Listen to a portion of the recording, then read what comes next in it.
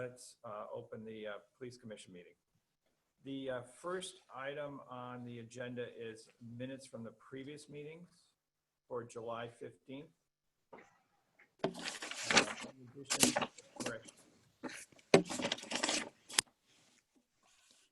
I didn't see any for July 15th. So can I have a motion to approve? So moved. Second. All right, all those in favor, aye. Okay. All right. For the minutes from that special session on July 26th, I didn't see anything except I did note that the crew team was going to pick a Saturday. And I think as of that date, they hadn't picked a Saturday. Have we heard back from them at all? Do you know, Jennifer? Yes, it's the 26th. The 26th of September. Okay, great. All right, but we didn't have to put that in ours because it was just, they had to, as long as they had all their insurance and approvals from the town special events administrator, they're okay, they're good to go. So I'm assuming they're good to go and we'll all set for that. Okay. Yes, I actually talked to her today, and she's also going to reach out to Jen Eilson just to make sure they're in COVID-19 compliance.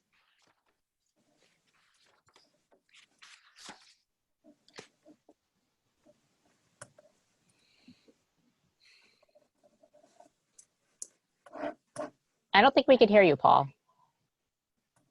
Governor made a motion to approve the minutes for the 26th. Jim, second? Second. Okay, all those in favor, aye. Okay. All right. So, monthly reports, Chief. If we could start with you on that Sure.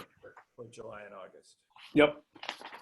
So our first report is our budget for July, and note that spending is 11.30%. Could be 8.33. So it's a little higher than normal. We'll need to figure out exactly why that is. And we also ended. Annual things were charged in there, like this salaries for cleaning and some other things were at 90%, 79%, some other Right. things, what I kind of went with. Yeah, so are you guys getting an echo? Yeah. Oh. What do you think? Is there, Jennifer? Okay. Let's see if we can fix that. Yeah, I think because Jennifer's close by. Okay. Can you hear me now? Yes. Okay, that's better. So we finished FY20 with a surplus of around 2%. So that's good news, certainly. And going forward, we'll have to keep a close eye on our monthly reports to see how the lines are tracking. In the August report, note that there is very little posted by finance. So it doesn't look like anything was posted against our accounts, because it's 11.70. And I'm not sure why that is. Maybe they're catching up end of year stuff, but we'll see those changes in September, once we get the September report.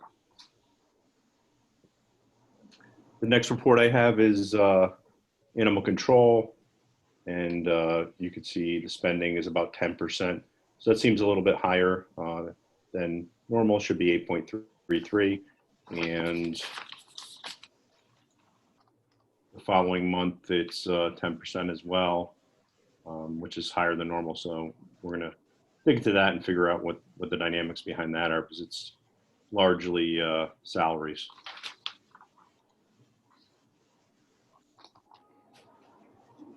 Next report I have is monthly statistics. I'll highlight some items both for July and August. Family disputes 23 versus 30 for July.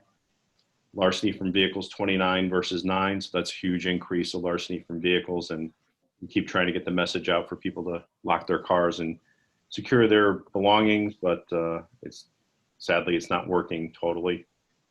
Next item is psychiatric problems, 29 versus 15. So that's a pretty decent increase. I think lots of that is due to COVID-19 and the stressor people are feeling, and they're calling us for help. So that's certainly a good thing because our officers handle that very well. Next item is stolen vehicles, 12 versus 7. So that's a pretty good increase. And once again, all these vehicles are unlocked with their keys in them. So if our residents could simply lock their cars and take their keys inside, we wouldn't have any stolen vehicles, or very few, if any. Next report I have is August. I'll once again highlight those categories. So family disputes, 27 versus 34. So it's trending down a little bit. Large thieves from vehicles, 32 versus 11. So that's a big increase. Psychiatric problems, 36 versus 21, another big increase. And stolen vehicles, 20 versus 8. So that's a lot of stolen vehicles. And once again, all are unlocked with keys in them. And if you saw the news, Hartford police did an investigation and arrested several people in Hartford. And one of the vehicles that was there was from New Canaan. So folks that are stealing these cars and stealing from these cars are typically from Waterbury, Hartford, Bridgeport area. And groups come through and throughout the whole county. So we're not the only municipality that's being hit by this. Any questions so far? There has been throughout the year a substantial reduction in the number of motor vehicle violations, which initially I think we said that was due to the reduction in traffic and the reduction in the amount of driving that people are doing during the pandemic. Is that starting to trend up now in the third quarter? Or it's not our third quarter, but I think of this as a third quarter. In other words, did it sharply reduce and now it's returning more to normal, or are we enforcing less or with a lighter hand? What's driving that, do you think? Yeah, I think certainly the March, April, May, June, July COVID issues had a lot to do with that. A lot of people weren't driving, and the officers were kind of responding to the more critical calls that they needed to. And we're starting to see motor vehicle violations pick up and enforcement pick up as more or less the state opens up and everyone gets a little bit more comfortable. Yeah.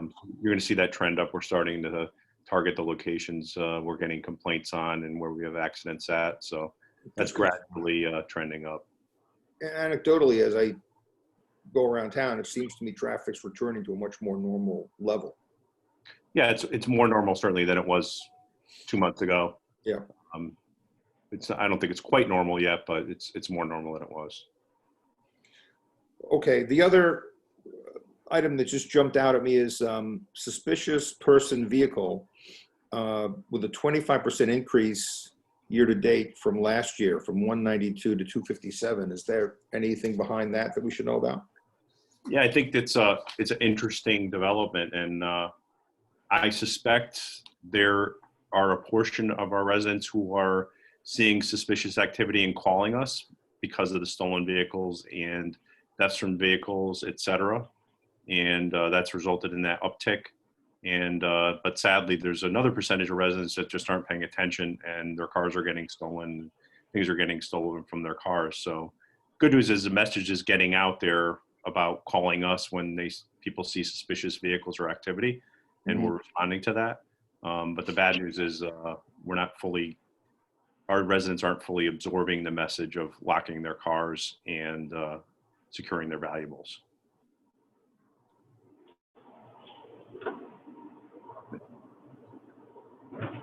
I mean, the number is much, much larger than the number of vehicle thefts. It's, 257 versus less than 10, I think. So a lot of these, I assume, are not to do with vehicles. There are other suspicious person vehicle calls you're getting.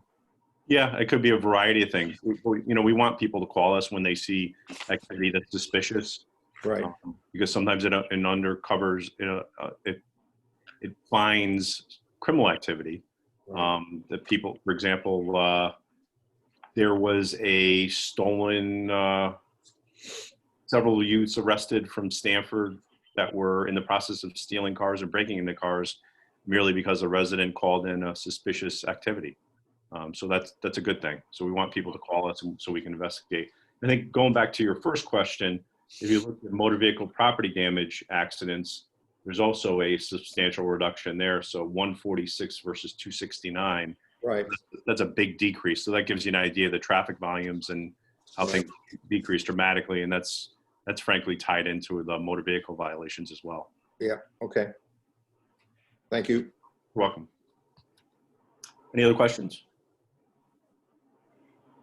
Hearing none, I'll move on. Next report I have is our false alarm aging report. There is a substantial amount over 120, $10,000 or so. That's uncollected. So we'll continue to work with finance to get them to try to collect that money as best they can, because certainly the more they collect, the better it is for the town. Next report I have, which is once again an accounting report, is our extra duty accounts. And there is a fairly large number of past due monies there as well, roughly 260,000 from 31 days forward and about 127,000 over 120. But a lot of that is due to Eversource, and there's a note there that they're trying to collect that as best they can. And I know our finance department is hard at work on that. So hopefully they'll catch up.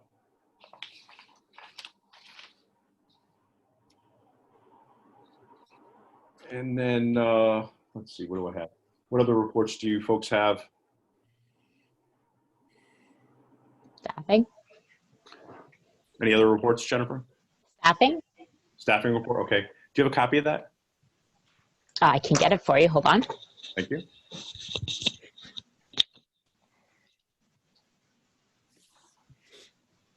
One second.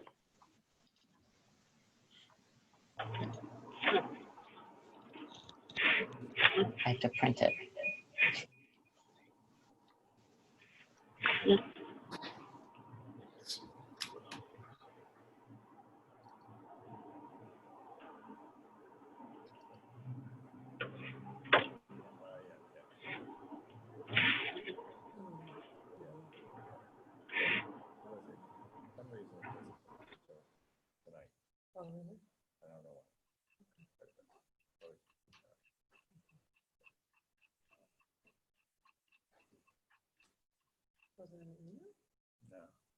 No, it's not in the packet. And this was printed out today.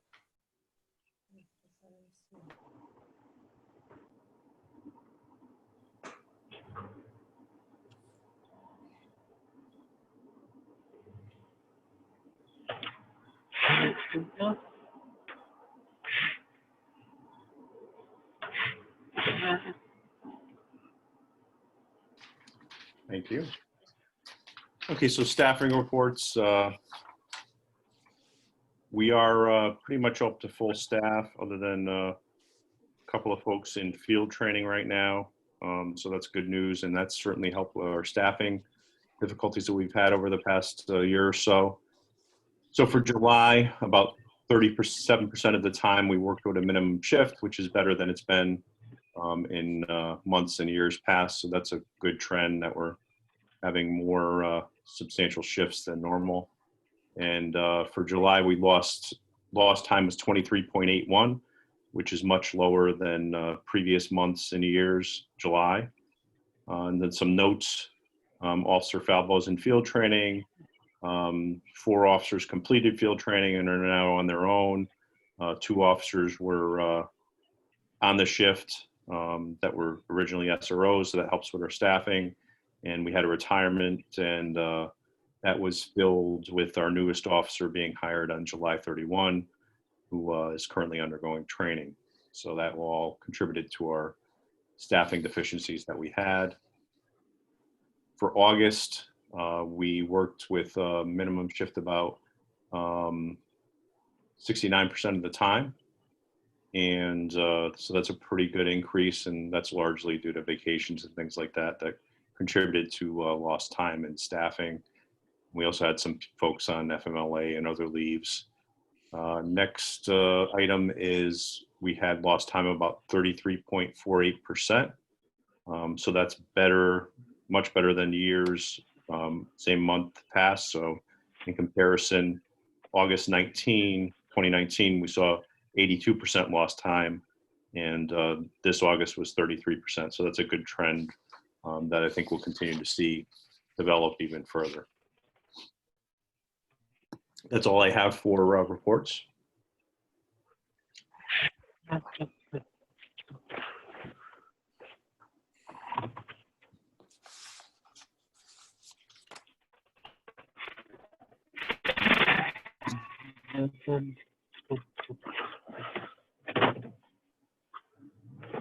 Paul, I'm not hearing you.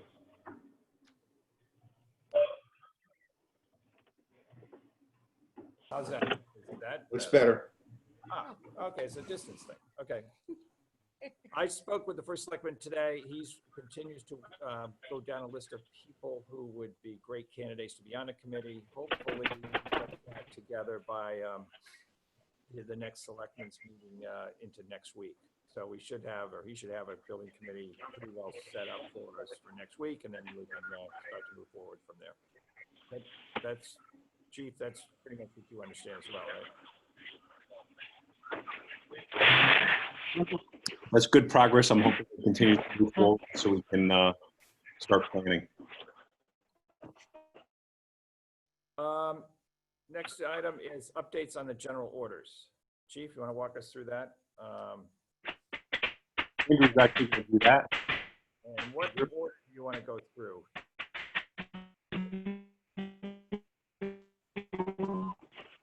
Andrew? I'm getting a lot of feedback on my phone. Can you guys hear me? You can hear you now, yep. Okay. Okay, go ahead.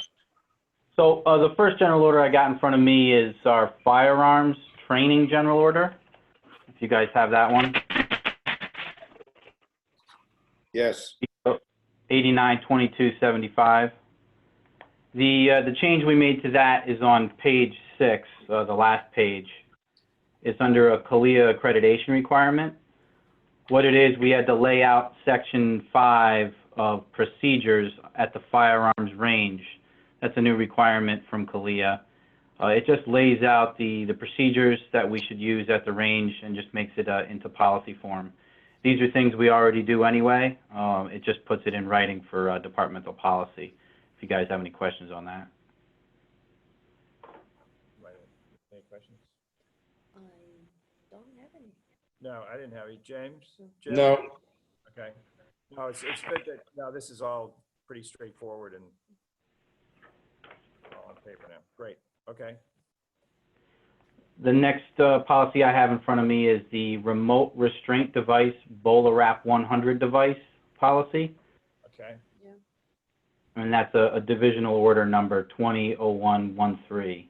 And this is a brand new divisional order regarding the new piece of equipment we have acquired and they're putting into service very shortly. We have some training coming up, roll call training being given by the instructors, Officer Callahan and Officer Gibson coming up very soon, and also training for those coast officers who will be carrying it. So this is a brand new general order. I don't know if you had a chance to read through it, if there's any questions. Yeah, one question I had was on number 4, under issuance and carrying the BolaWrap, and it's on B,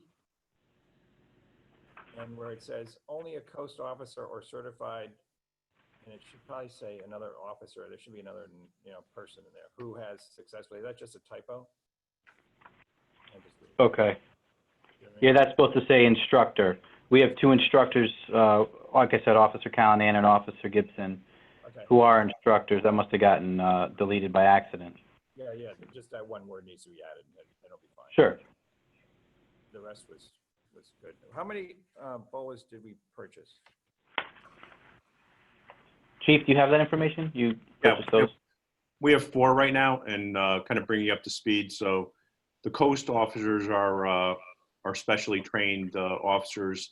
We work with Silver Hill to train. to teach them to deal with folks that are in some kind of mental health crisis.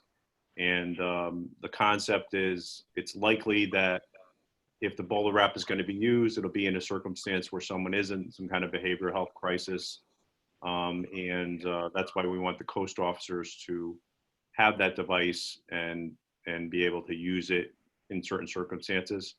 And once again, we're the first police department in Connecticut to implement it.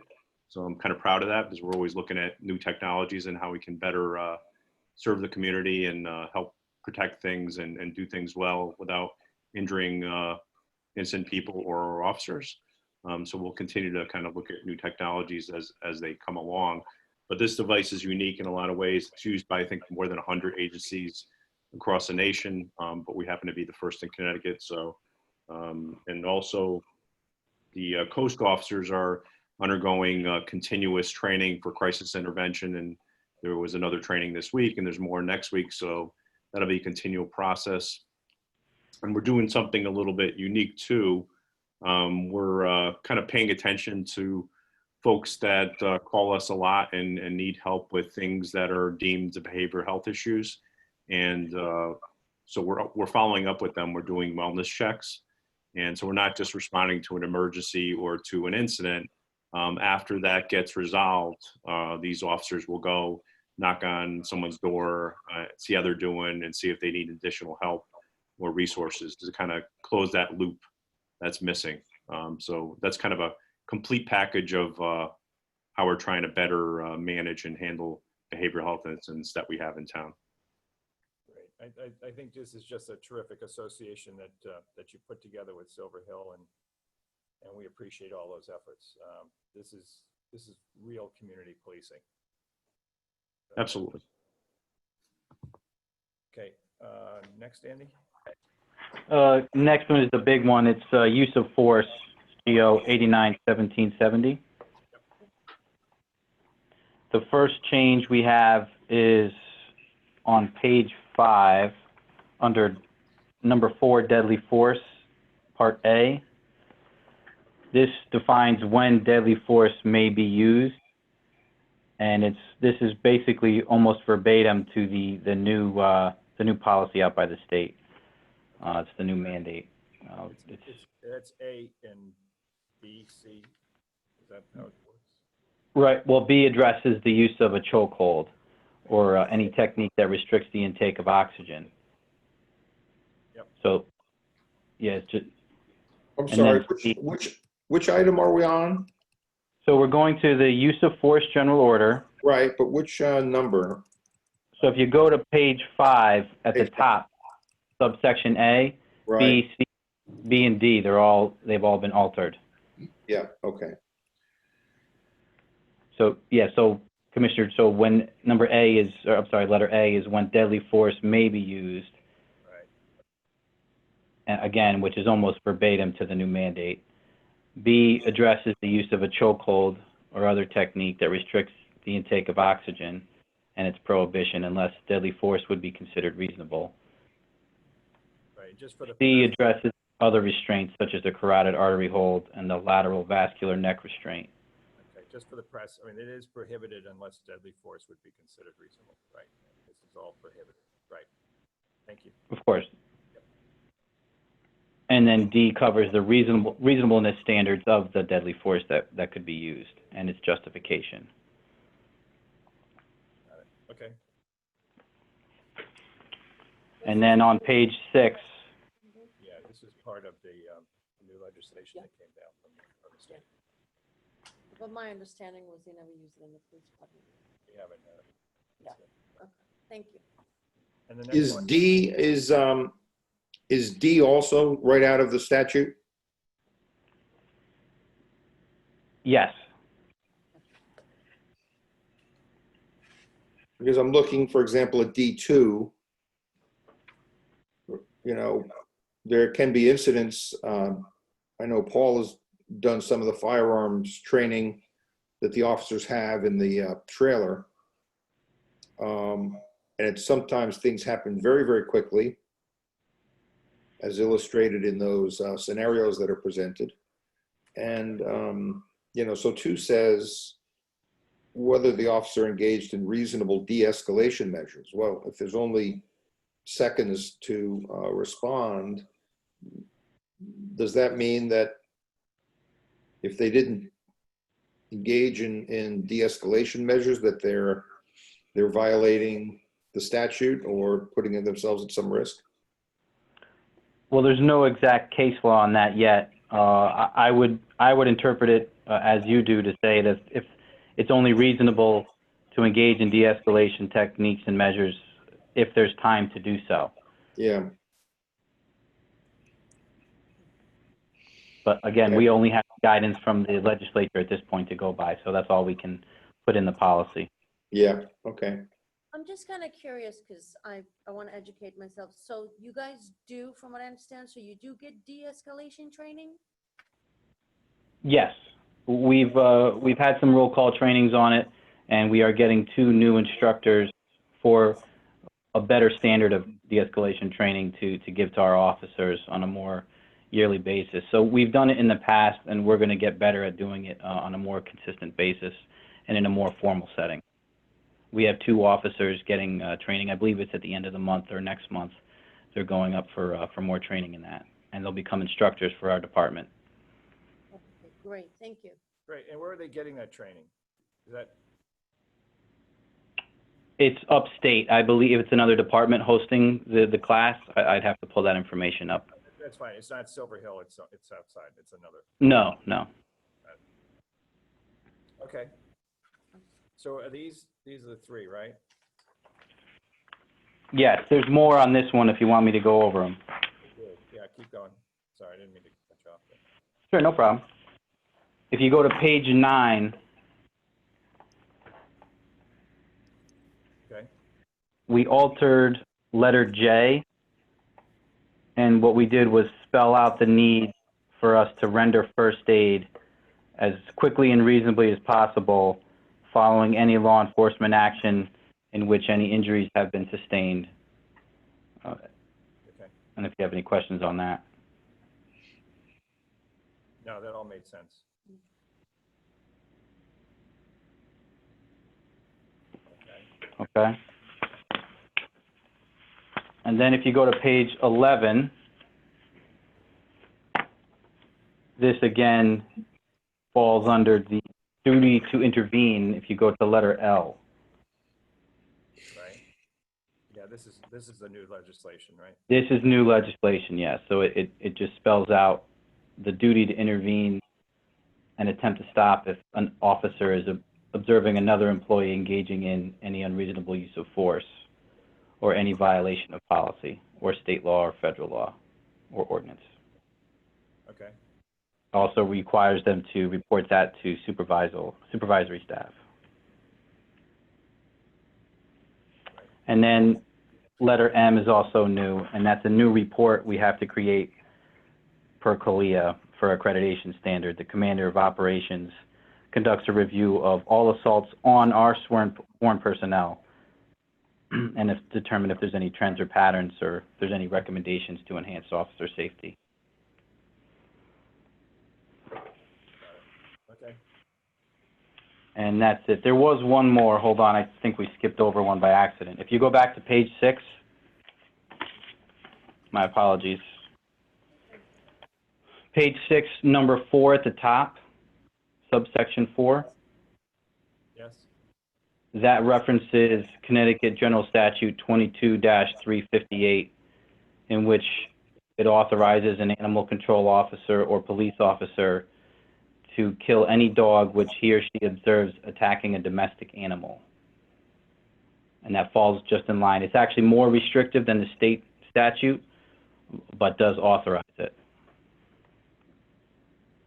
And if you go into the state statute, it addresses the ability for us to take action against, a dog attacking poultry and things of that nature. But we just figured it was more reasonable to put in a domestic animal. Okay. Even if the dog being killed is a domestic animal? Yes, we've had instances before where, say, you have a very aggressive dog that goes into someone's yard and attacks a smaller, weaker dog, and the only way to separate it was through the use of force. Okay.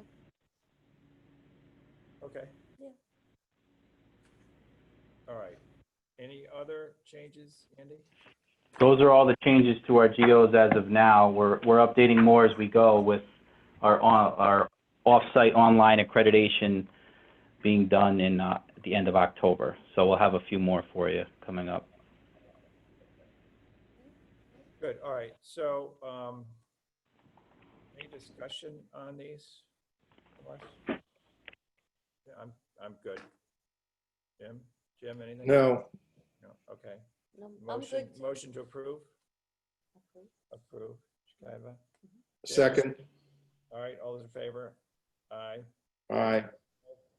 3 general order changes are approved. Okay, Paul, can I just interrupt you for a second? Tiger Man has been on. He's waiting for you to discuss or add to the agenda the crosswalk on Heritage Hill. hi, Tiger. I need a motion then to add to the agenda a new item on the crosswalks, proposed crosswalks on Heritage Hill. I approve. Approved. Jim, second. Second, All those in favor? Aye. All right, so why don't we, Tiger, you're gonna be, You have the culvert item too? you're gonna be on this for the Smith Ridge, you're gonna talk about Smith Ridge Road. Yes, I am. So why don't you talk about those 2 items, and then you are free to go on to your next meetings, I'm sure. I why have a don't- council meeting at 7. I appreciate it. Oh, yeah, no, good. I'm glad Jennifer interrupted. Why don't you talk about Smith Ridge first? Okay, so you're aware that the DOT is proposing to replace a culvert or bridge on Route 123, which requires a detour of our town roads. Right, The originally the project was slated to be a 1-week, 24-hour project with closure, instead of a 6-month duration daily closure item. And then it was changed to a 12-hour-a-day, 3-week item or project, which was to be completed in the summer.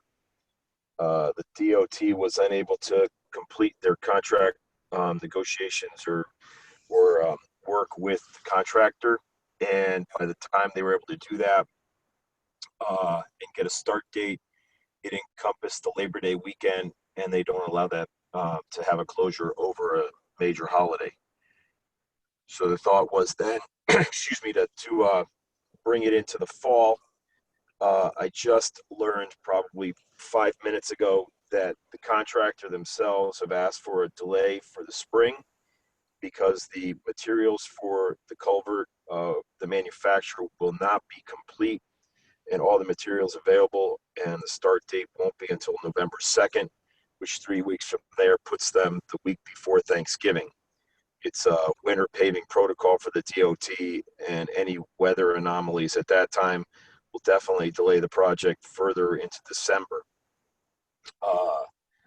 So my thoughts, and I believe the deputy chiefs, are that we should ask the DOT to strongly recommend doing this project in the spring. Excuse me. It will also allow us time to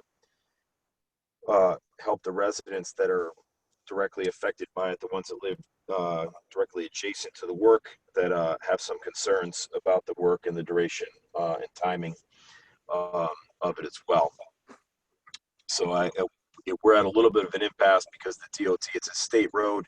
They are allowed to detour onto our roads, but we can certainly have input saying that given the change in circumstances for this project and the late start, we would recommend or strongly request a delay to a spring start. right. When don't the paving plants close in the middle of November, end of November, early December, something like that? They make the December 14 is the approximate date, but at that point in time, it's a guess. If we got early snow, they would start to close and immediately lay their men off. So we could be forced to be in that situation where we'd have to keep a plant open to finish the project. All right, so what's the plan then? The plan would be, if it's in the spring, is it a 3-week, 12-hour It day. would still be, that's correct. 6 days a week, 7 hours a day, for 3 weeks. 7 hours a day, not 12. No, it's 12 hours a day, Okay, 12 hours a day. 7 to 7. Okay. And so the road would be closed. You're going to reroute the traffic up around where, like, not Canoe Hill. Canoe Hill, It is- yes. It it's would Canoe be, Hill, right? Canoe Hill down to 106. Rosebrook, 106, around there. Okay. Yeah, the preferred route from the DOT is Canoe Hill. Because they have truck traffic on 123, it would be Canoe Hill down to 106 and bring them back in that way. Our local traffic probably would take Country Club to Lambert, Country Club to 124. Our residents would find a different path, but the preferred detour, the signed detour from the DOT would be Canoe Hill. Okay. All right. So what do you need from us then? Do you need I would like a request or a recommendation to offer to the state that we ask that it be delayed to the spring, given the late start. Right. I would agree with you on that. Jim, what do you think? I agree. All right, Kevin? I agree. Yeah. I agree. All right, so we're all in agreement that we would request that the state DOT delay this project until the spring of 2021. John, you're in agreement, right? Yes, absolutely. With the new information, originally they were talking about doing it at the end of September, which wouldn't have been ideal. No time is ideal, but that would have this late date really changes thing in my opinion. If we're getting close to a major holiday and then the asphalt plant closing and weather delays, it only makes sense to push it to the spring. Okay, and I would like them to actually do the 1 week, 24 hours a day, if that was possible, to include that in. We can ask them to look at that again. We did now, given the fact that they have time to plan, because that was the original thought. And if the materials were all available, it makes it a lot easier. They have to have a crane on site to set everything, but if they had the materials available, it would make it easier and shorter. But I can certainly ask that question to have that revisited. That would be great. Just as an aside, yeah, I go on the Merritt Parkway a lot, and down in Greenwich by the reservoirs, there's been construction there for, it seems like 2 years, with an occasional workman showing up and not. I don't know what's going on. It's just been one of those construction projects that just never seems to end. And we just don't want that to happen here. And Paul, No, that's this one one of is- that's one of the reasons why we discussed leaving one lane open and having an alternating traffic light, and that is the reason why we chose not to do that, because it would turn the 3 week or 1 week project into a 6 month project, and there would be delays and it would be just prolong things unnecessarily. So we're gonna choose for the short duration, but really try to get them to work as long as possible every day.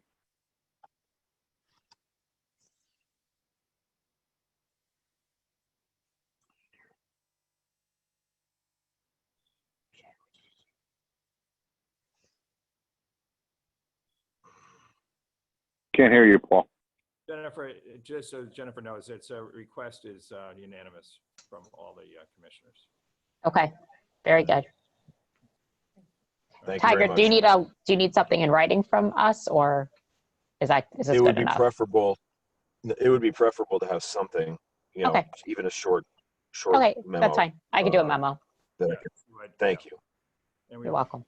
Okay, thanks. All right, and then second is the crosswalks at Heritage Hill. Yes, thank you for adding this item. I apologize that it's coming in late.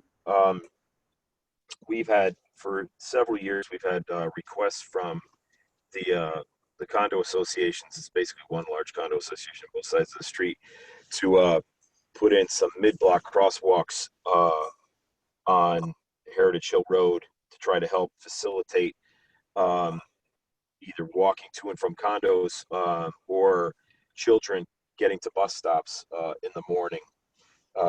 We've looked at the area. We sketched out 2 locations, one at the beginning portion of the complex, closer to the 124 downtown, and then one pretty much near the end of or to the middle of the condo complex themselves, kind of splitting the difference between that first location and then the end at Drummond Lane.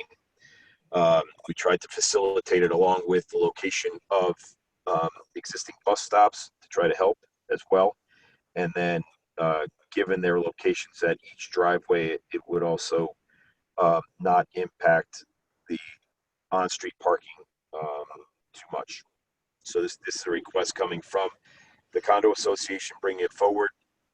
Our thought is we can start with one crosswalk, the further east one, directly in the middle of the association, and then work towards the one that is closer to the downtown area. So there'd be two in total, but to start with one, see how the traffic flows, see how pedestrian traffic works, and then look to add the second. Okay, John, thoughts on that?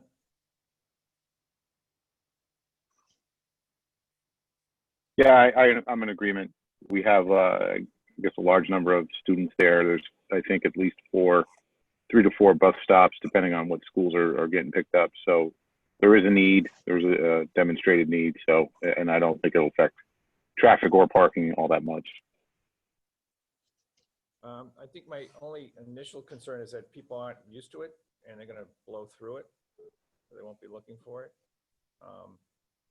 We'll put out a Signs or stanchion in the middle of the road, Yeah. and do some advanced warning signs as well. Any thoughts? Okay. Jim, any other thoughts? No? Okay, motion to approve the, why don't we approve them one at a time? How's that, Tiger? Is that okay with you? Oh, that's fine. I was trying to save you some work, but that's fine. Well, we'll see how it goes. That's fine. That's fine. We can add it to another agenda. Why don't you, we'll approve that first one, which is that the north end? Rather than the east? I'd rather do the one in the middle, the one that's easternmost. Okay. Let's do that. Motion to approve that? Aye. Okay, Jim, Second? all those in favor, aye. Aye. All right, you got that? Thank you very much. Thank you. Yeah, that's a long stretch of road there that you really can't get across anywhere. You're on your own risk. No. Right. Correct. And I'm sure we'll approve the other one as well. I would think if this one works out. But if you have those flashing signs too, that just people just aren't used to it. And I'll look at B. You speaking of the rapid rectangular flashing beacon, the ones we have up at Irwin or over on Main there's a Street. couple of those around, right? If you We got- have those. We can. Those are. Yeah, go ahead. Yes, something like that. Thanks. Okay. Oh. We'll look to enhance the signage. Either with that or with a. There are other ones that are flashing LED. We could look at either. It doesn't. It's not. We're not locking you into one particular brand. We're just concerned that people aren't used to seeing any crosswalk there, and I think until they get used to it, we just need something else to kind of wake them up. Okay. Certainly. All right. Good. All right. Thanks, Tiger. Thank you very much. I appreciate you fitting me in. Thank you. All right. Thanks. Bye-bye. Item D, course approval for Sergeant O'Sullivan. Chief, this is, Sure. You should have a memo. Sergeant O'Sullivan is looking to take a course called Detective Methodology Program at Central Connecticut State University to obtain his detective certification. As you know, he's assigned to our investigative section as a youth officer, so this would be a great professional development for him. So I recommend approval of the course cost, which is $195. excellent. Okay. Yeah. All right. We have a motion to approve. Jim, second. Second? All those in favor? Aye. Aye. Okay, good. Next, Chief, letters of appreciation. Sure. We have a bunch, so that's certainly good news, and it's one of the more pleasant things that we are able to discuss given the climate that our nation is facing with policing. So we certainly need to highlight as much as we can the great work of our officers. So the first letter I have is from New Canaan EMS, and it's recognizing the exceptional work of Lieutenant D. Felice, Officer Dewey, and Officer McCarthy. It's from Wendy Heibolt, Caitlin Lowe, and Jack Laub, and regarding a priority 1 call that they helped with.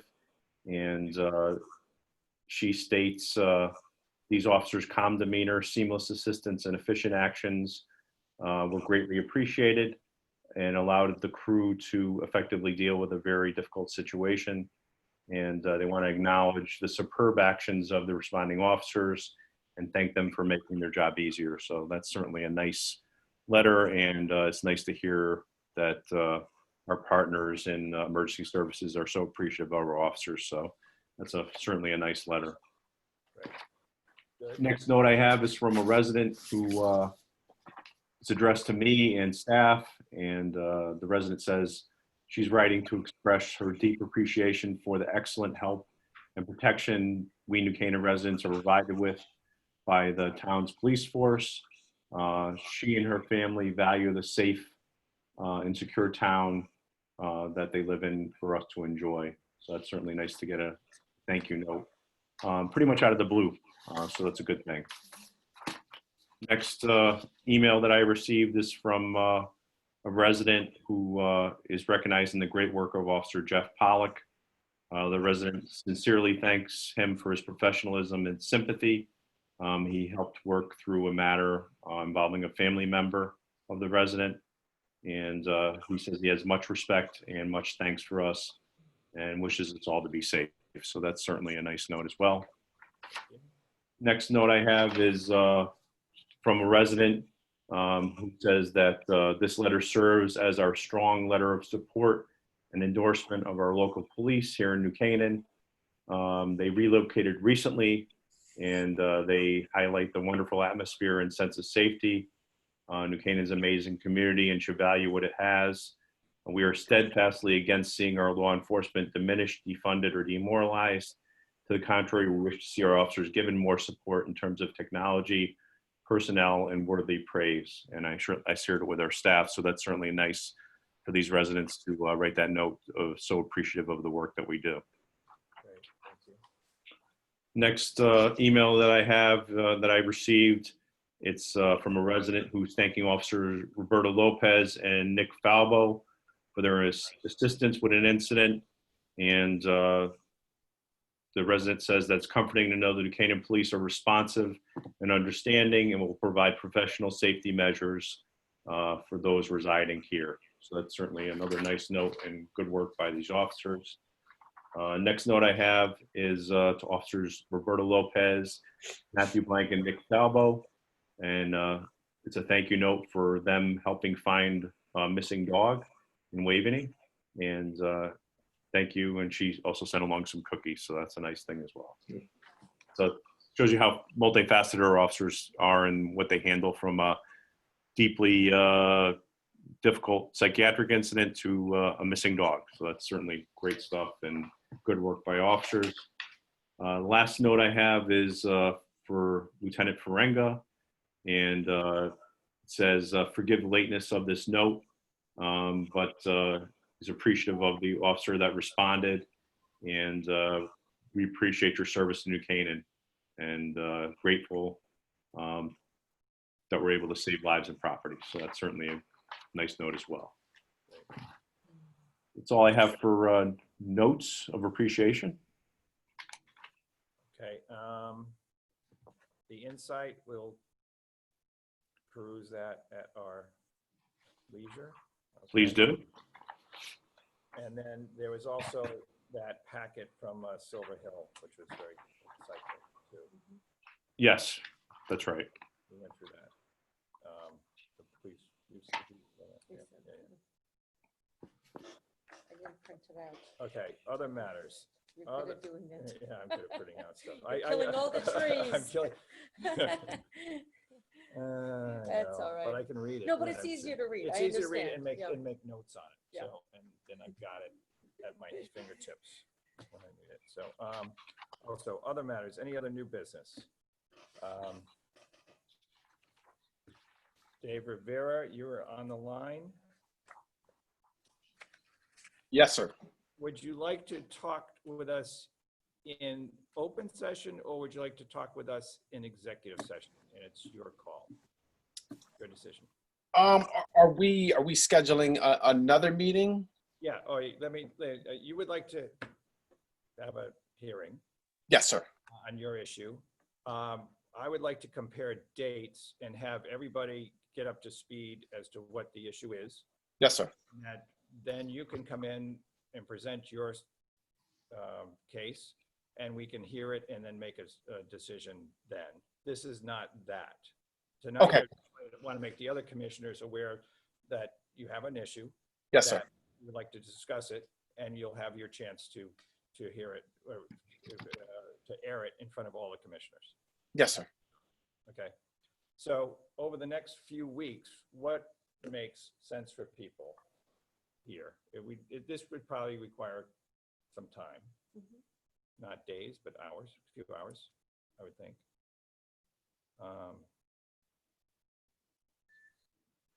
I work midnight, so I'm pretty available during the day.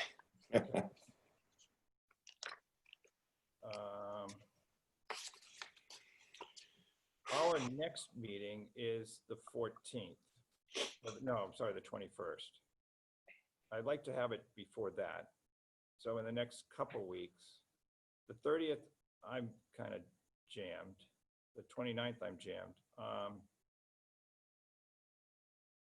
Like October 6th, 7th, 8th, something like that. Yes. Yes.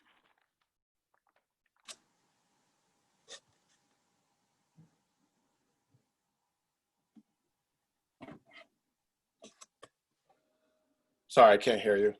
Yeah, I think we're thinking that October 6th, 7th, or 8th. Probably you're working. I I was work, working. So yeah, what I time? work 6 during- o'clock, after 6? Yeah, 6. I mean, I'm 5 is fine, good too. Yeah, say 6 o'clock. 6 o'clock, okay. Say 6 o'clock. Would that work? Yes. Yeah, that's fine, sir. Jim, does that work? The 6 o'clock hour work? Yes. All right, so either October, Tuesday, Wednesday, or Thursday, October 6th, 7th, or 8th. How does that sound? That sounds good, sir. I'm open on any of those days. I'm open, subject to one event, which I'll need to check on, and I'll ping it back to both of you. Okay, Okay. all right, so check on that, but that's what we're thinking is October 7 or 8. We do it here, would be convenient for everybody, at 6 PM in the training room. Okay, Yes, sir. and we'll go from there. How's that Yes, sir. sound? And you had mentioned an open session compared to a closed session. Yeah, would you like an open session or closed session? I'm- What were you going to say? Let me ask Cheryl. Cheryl, your thoughts here? I think it would be important, Dave, so you understand, open session is where the press and any of the public can be part of. A closed session is where it's with the commission, possibly the chief, whoever gets invited into that. So you can choose whichever you feel you're most comfortable with. Most situations that deal with personnel are done in closed session. And you don't need to make a decision right this moment. Yeah, I was just going to say, let me No, converse with think my about attorney. that. I always prefer closed sessions, but that's just me. Yes, sir. In the past, we've had open sessions. Yep. For issues, for these, issues as well. So think about that and let us know, or let Cheryl know, and we'll go forward from there. How's that? Yes, sound? sir. Great. All right, thank you. Great. Thank you. Yep, bye-bye. All right. Any other new issues? Or let's go into executive session. How's that sound? Because there's nothing. All right. Thank you, David. Thank you. Jennifer, you could take other people off and we'll Yep, go. 1 second. Let me, why don't you close? Okay, vote. Are you going to vote to go into executive session? Oh, yeah. Thank you. All those in favor of executive session, say aye. Aye. Aye, All right. that's unanimous. Okay, let me stop the recording. 6:57.